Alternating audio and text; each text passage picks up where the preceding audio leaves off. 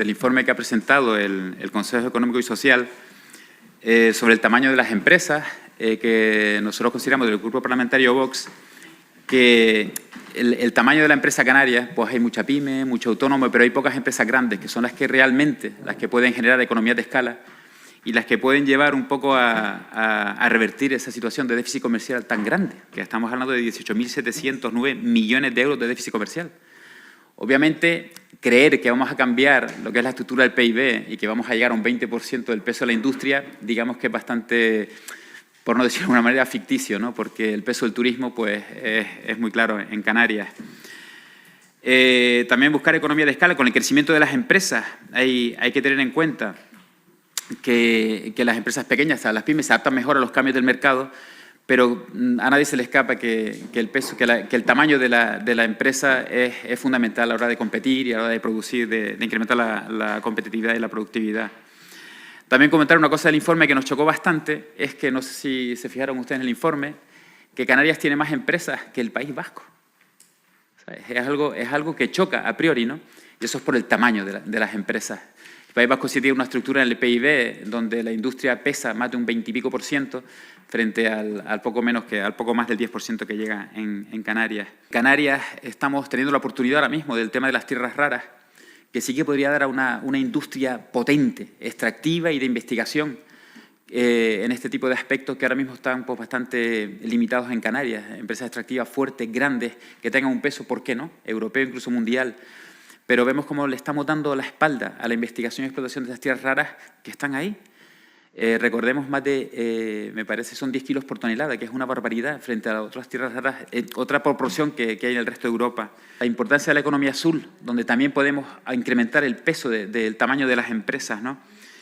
Obviamente la economía azul, si seguimos teniendo los impuestos al CO2 de los barcos, las navieras, pues podemos llevarnos un palo en el corto espacio de tiempo y que Marruecos nos gane otra vez la partida. En la estructura de Canarias vemos que las administraciones públicas tienen un peso en el empleo mayor que el número de autónomos que tenemos. Es decir, tenemos más empleados públicos que autónomos. Yo creo que eso es un fallo de concepto y que tenemos que analizar esa duplicidad y esos excesos de carga burocrática y regulatorias que originan esa gran cantidad de empleados públicos. Inversión extranjera de España baja del 1% con la que llega a España. El REF tiene que ser nuestro caballo de batalla y obviamente para que se instalen las empresas y que las empresas tengan esa alfombra roja que necesitan, tenemos que hablar de impuestos. Impuestos que no hace falta haber leído a Rothbard para saber que el impuesto es un ataque a la propiedad privada. Yo creo que ahí estamos todos de acuerdo. Y sí, vicepresidente, yo quería aprovechar consideramos que la batalla cultural es importante a la hora de los impuestos. Hemos visto como algunos del gobierno llegan a agachar la cabeza cuando le echan en cara que eliminaron en algunos tramos el impuesto de sucesiones y donaciones. Yo creo que hay que tener la cabeza bien alta y saber que la batalla cultural, que los impuestos, por la propia palabra impuesto, es algo que ataca contra la propiedad privada que decía anteriormente y es algo malo de por sí.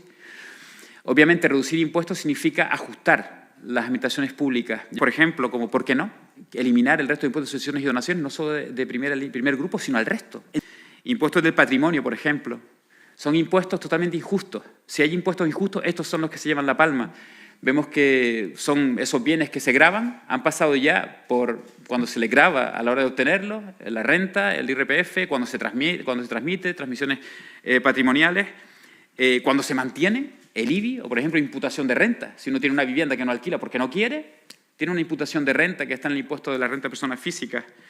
Hablar claramente también de impuestos como la IEM, que recordar se prorrogó por unanimidad en la pasada legislatura el IEM, porque no estaba Vox, que si no hubiera sido por unanimidad.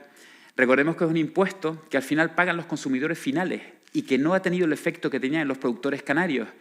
Vamos a dar una vuelta al IEM, vamos a dar una vuelta, ¿por qué no eliminar el IEM y hacer, digamos, ventajas fiscales para esos productores, para facilitarles la producción y que al final no se haya perjudicado el consumidor final, que es lo que pasa siempre? Fomentamos el crecimiento económico y el empleo y yo creo que la bajada de impuestos y poner a la empresa en el centro y al autónomo y al emprendimiento en el centro de las políticas es algo que en el futuro traerá unos beneficios que todavía no somos capaces ni de cuantificar porque nunca lo hemos hecho realmente.